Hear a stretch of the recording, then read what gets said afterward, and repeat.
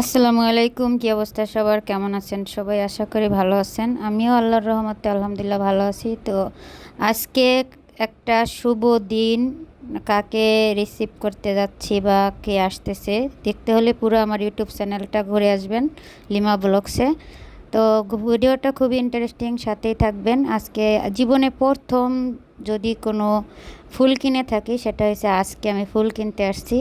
আমি কখনোই কোনো ফুল টোল এগুলো কিনি নাই।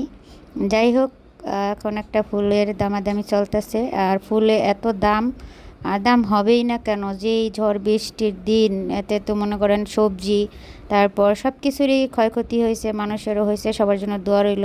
তো আমি ভাবতেছি কোনটা নিব, একটু রিজনেবলের ভিতরে, একটু সস্তা, মানে কম দামের মধ্যে নিব আর কি। তাই দেখতেছি কোনটা নেওয়া যায়। তো ভাই এটা বলতেছে, এটা সব কিছু বলতেছে, এইটা এত টাকা, ওইটা এত টাকা। তো আমি পছন্দ হয় ভালো দামিগুলোই পছন্দ, এটা সবারই। মানে বাজেট কম থাকলে কিন্তু দেখবেন আমাদের চোখ কিন্তু ভালোটার দিকেই যায়, তাই না? তো অবশেষে এই ফুলের তোড়াটা আমি নিলাম।